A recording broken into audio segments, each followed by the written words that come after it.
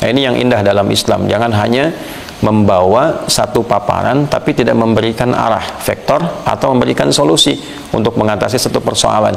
Ya, pun demikian dengan suatu kebaikan, tidak hanya menganjurkan tapi juga memberi jalan bagaimana itu dipraktekkan dengan baik dan memotivasi diri untuk mengerjakan dan menyontohkan. Ya, sehingga ada dakwah, kemudian ada amar bin ma'ruf. Jadi ada dakwah kepada khair kalau itu mengajak, tapi ketika amar bin ma'ruf, ma'ruf itu dikerjakan dulu baru kemudian memerintahkan orang lain. Nah, supaya tidak terlalu luas bahasannya, kita baca kembali. Bismillahirrahmanirrahim. Qala al-Imam al-Bukhari rahimahullah taala, Imam Al-Bukhari mengatakan dalam bab yang ke-30, subbabnya atau subtopik yang ke-8.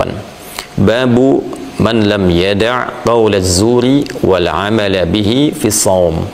Subtopik pembahasan tentang siapapun yang tengah berpuasa, ia tidak meninggalkan kata-kata yang kotor, kata-kata yang menyimpang, kata-kata yang jorok, namun mengerjakan itu dalam keadaan tengah menunaikan puasa. Qala, beliau menyampaikan, haddatsana Adam ibnu Abi Iyas, haddatsana ibnu Abi Dhib, haddatsana Sa'id al-Maqburi an abihi an Abi Hurairah radhiyallahu taala anhu. Al-Imam Al-Bukhari menerima hadis informasi ini tersambung dari Adam bin Abi Iyas. Adam bin Abi Iyas yang sezaman hidup dengan Imam Al-Bukhari menerima itu dari Ibnu Abi Dhib.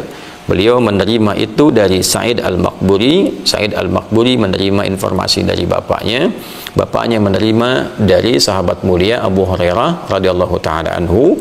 Beliau menerima ini informasi langsung dari Nabi sallallahu alaihi wasallam. Jadi ini urutan sanadnya sampai ke penutur asal, yaitu penjelasan dari Rasulullah yang mulia Nabi Muhammad sallallahu alaihi wasallam. Qala Rasulullah sallallahu alaihi wasallam, Rasulullah sallallahu alaihi wasallam bersabda, man lam yada' qaul az-zuri wal 'amala bihi falaysa lillahi hajatun fi an yada'a ta'amahu wa syarabahu. Rawahu al-Bukhari.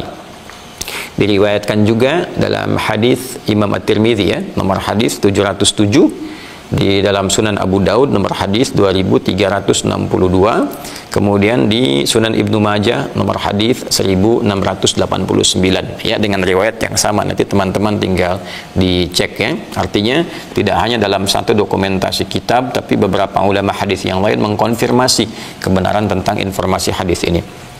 Nabi SAW pernah menyampaikan, man lam yada' qaul az-zur, siapapun yang mengklaim dirinya tengah menunaikan puasa.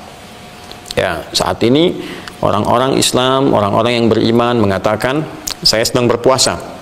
Nah, kemudian dari mulai terbit fajar, seperti sekarang sudah lewat dari batas waktu awal fajar, ya kan? Sudah mulai puasa sampai terbenam matahari. Nah, dalam saat yang bersamaan ia mengklaim sedang puasa itu, ia tidak mampu mengendalikan, mengontrol lisannya dengan baik. Nah, kemarin saya uraikan bahwa Islam itu diantara keindahannya memberikan pedoman berkehidupan pada seluruh bagian tubuh kita, sehingga memandu seluruh bagian tubuh ini untuk berperilaku mulia. Bahkan dimulai dari bagian terdalamnya rohani, kemudian ketika memberikan informasi kepada akal, akalnya pun dipandu bagaimana berpikir secara benar supaya akalnya sehat. Ya, karena itu nanti ada beberapa hal-hal yang dilarang untuk dikonsumsi karena bisa merusak akal. Ya, misalnya mirasantika, nanti ada ayat-ayat dalam Al-Quran petunjuk yang sangat tegas tentang larangan mirasantika, dibahasakan dengan khamar, disebut dengan khamar karena dia merusak akal. Ya, ma yakhmarul aqla, ya, ketika dia merusak kepada akal, mengurangi fungsi akal, ya, maka datang unsur keharaman-keharamannya. Demikian seterusnya.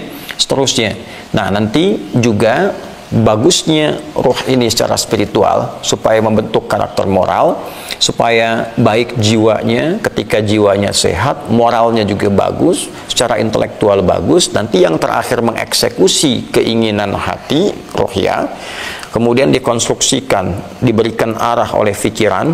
Nah, ini yang mengeksekusinya itu bagian tubuh terluar. jismi, sehingga disebut dalam bahasa kita jasmani, segala hal yang terkait dengan jism, tubuh kita, dari ujung kepala sampai ujung kaki, mata, telinga, lisan, terus tangan sampai ke kaki.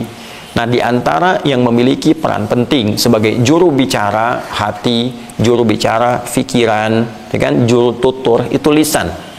Di antara yang terpenting dari bagian tubuh ini.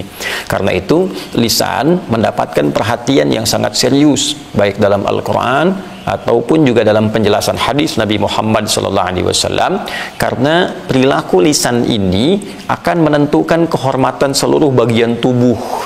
Ya, jika kata-kata yang diungkapkan oleh lisan ini baik, maka keadaan dari kepala sampai kaki terhormat.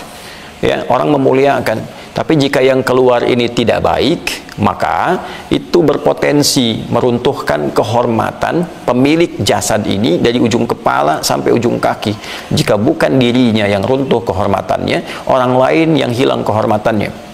Untuk itulah nanti ada perhatian yang sangat serius, termasuk dalam fungsi menunaikan ibadah Ramadan ini. Dianggap sukses seseorang puasa ketika ia mampu mentransformasikan, merubah keadaan bagian tubuhnya itu menjadi lebih baik dari sebelum dia menunaikan puasa. Dan diantara yang dilatih menjadi baik itu lisannya. Nah, jadi bukan sekedar tahan lapar, tahan haus gitu kan, tapi bagaimana menahan lapar, menahan haus ini, memanage cara kita mengonsumsi makanan, minuman keseharian, syahwat, kan, dimanage dengan baik, dan dengan manajerial yang baik itu, manajemen yang bagus itu nanti bisa dipraktekkan pasca puasa sehingga digunakan sesuai dengan fungsi organnya. Apa sih fungsi telinga itu? Mendengar yang bagaimana yang harus didengar, bicara yang bagaimana yang harus dituturkan, kemana kaki ini mesti melangkah, diatur supaya jadi pribadi yang lebih bagus. Itulah disebutkan kenapa ada istilah kembali kepada fitrah, Idul Fitr, ya, bukan hanya kembali makan yang sebelumnya tidak makan kita di awal, tapi menunjukkan juga kembali kepada asal fitrah, yaitu cenderung pada kebaikan, al-mail ilal haq, ya. Jadi manusia itu punya fitrah cenderung baik. Karena itu bila ada seseorang yang berbuat tidak baik, hatinya pasti menolak, karena dalam hati itu ada fitrah. Istafti qalbak, kata Nabi, kalau engkau sedang galau, kan, sedang bingung, tanyakan pada hatimu yang paling dalam untuk memperbaiki diri. Nah, di sini Nabi SAW menyampaikan siapa yang mengklaim dirinya sedang menunaikan puasa, tapi tak mampu mengendalikan lisannya, tak mampu mengontrol tuturnya, ya, dia berkata yang tak pantas. Qaulaz zur itu kemarin saya pernah tegaskan, kata-kata yang kotor, termasuk kotor di sini jorok, ya, ada kaitan dengan apakah pornografi atau tindakan porno aksi dengan lisannya dan sebagainya, atau juga kata-kata yang merendahkan, ya, kata-kata yang menghinakan, meruntuhkan kehormatan orang, atau juga kelihatannya lembut tapi menipu, ya kan. Ada kalangan-kalangan yang boleh jadi kata-katanya tersusun sopan, rapi, tapi di dalamnya ada unsur penipuan, ada unsur perendahan, ya, ada unsur yang menghilangkan kehormatan. Ya, kita berlindung kepada Allah dari hal-hal yang tidak baik, ya, tapi saya sangat kecewa ketika ada kasus-kasus tertentu, bahkan untuk menggunakan kejahatan tingkat tinggi, ya, extraordinary crime seperti korupsi, itu telah berani menggunakan istilah agama. Ya, uang zakatkah itu, ataukah juga kodenya pengajian, itu hisabnya besar sekali di hadapan Allah itu, karena menggunakan istilah agama untuk kemaksiatan yang kriminalnya tinggi sekali. Ya, mudah-mudahan dipandu untuk bertobat, mengembalikan hal-hal yang buruk dalam hidup itu, sehingga semua kita masih berpeluang menjadi orang baik. Itu intinya. Nah, orang yang masih mengerjakan perbuatan itu, wal amala bihi, falaisa lillahi hajatun fi an yada'a ta'amahu wa syarabahu, maka bagi Allah nggak penting puasanya itu, ya, tidak penting, tidak bernilai ia meninggalkan makanan dan minumannya, lapar dan hausnya. Nah, intinya orang yang berbuat demikian, walaupun dia mengklaim menunaikan puasa, tapi lisannya kotor, ya, lisannya menghadirkan sesuatu yang tajam untuk meruntuhkan kehormatan orang lain atau merendahkan dirinya, menipu orang, maka tidak ada nilai bagi pahala puasanya. Ya, di kesempatan yang lain Nabi pernah menyampaikan atau kama qala sallallahu alaihi wasallam, rubba shaimin laisa lahu min siyamihi illa al-ju' wal 'atash. Ya, akan didapati orang yang mengklaim puasa itu tidak mendapati apapun dari puasanya kecuali lapar dan haus saja. Nah, jadi intinya pada puasa itu ada pendidikan. Pendidikan moral, pendidikan intelektual, pendidikan fisikal, dan semua saling terintegrasi. Jadi kalau ada yang mengklaim menunaikan puasa hanya sekedar menahan lapar dan haus, tidak masuk pada madrasah ini, ya, tempat waktu keadaan untuk lebih terdidik menjadi lebih baik, maka hakikatnya ia hanya pindah waktu makan minum aja, ya, berpindah waktu bagaimana ia makan, bagaimana ia minum, bagaimana ia melampiaskan syahwat, ya, yang berpindah dari biasanya waktu A ke waktu B, tapi tidak punya esensi di dalamnya. Maka yang demikian Nabi mengatakan Allah tidak memberikan penilaian pada puasanya, Allah mengabaikan apa yang ia kerjakan. Nah, ini menjadi pengingat yang sangat penting, yang sangat kuat, kan? Dan jangan salah mengambil kesimpulan, karena boleh jadi setan akan berbisik, ya, ngapain puasa kalau begitu, kan? Kalau nggak ada nilainya, itu bisikan setan. Ya, hati-hati ya. Nah, itu was-was, itu provokasi yang sangat keliru. Ya, kesimpulan lebih bagusnya dalam mengkonstruksikan pikiran kita. Nah, kita justru berpuasa itu untuk menjadi lebih baik. Jadi ketika kita berniat menunaikan puasa, maka niat itu diisi dengan komitmen untuk merubah diri menjadi lebih baik. Itulah hakikatnya puasa. Ya, karena itu kita mengatakan nawaitu shauma ghadin an adai fardhi syahr ramadhana, ya, hadhi sanati, misalnya imanan wa ihtisaba. Mengambil dari hadis man shama ramadhana imanan wa ihtisaba. Ya, siapapun yang menunaikan puasa Ramadan dengan dasar keimanannya, ya, wa ihtisaba, dan keikhlasan karena Allah, supaya dia berubah menjadi pribadi yang lebih baik. Ya, jadi ketika berniat saya pengen puasa esok hari di tahun ini supaya menjadi lebih baik, nah itu, ya, lakukan karena Allah.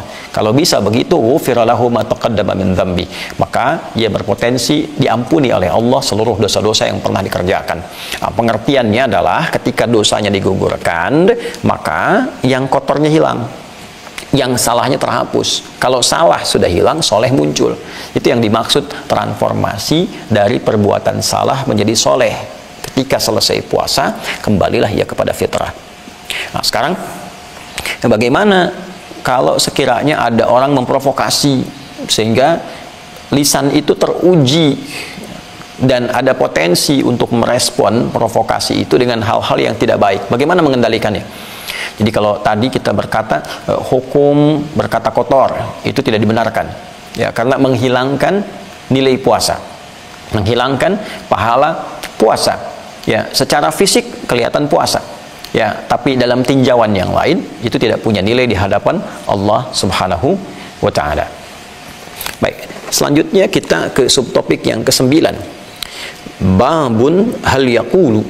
Subtopik pembahasan tentang apakah kita mesti berkata inni shaimun idza syutim, aku sungguh sedang puasa, kalau ia diprovokasi, dicela, direndahkan.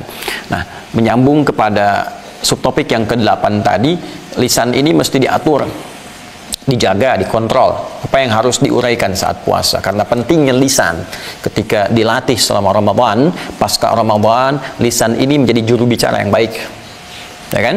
Nah, tokoh punya juru bicara, salah bicara, tokohnya salah. Nah, ini tubuh punya juru bicara, salah bicara, salah sebagian atau bahkan seluruh bagian tubuh kita. Lalu saat kemudian diprovokasi, dicela, dihina, direndahkan dan sebagainya, maka apa yang harus dilakukan? Hadis nomor 1904 menyambung pada yang tadi. Qala al-Imam al-Bukhari rahimahullahu taala, al-Imam al-Bukhari menyampaikan, haddatsana Ibrahim ibnu Musa, akhbarana Hisham ibnu Yusuf, an ibni Jurayj qala أخبرني عطاء عن أبي صالح الزيات أنه سمع أبا هريرة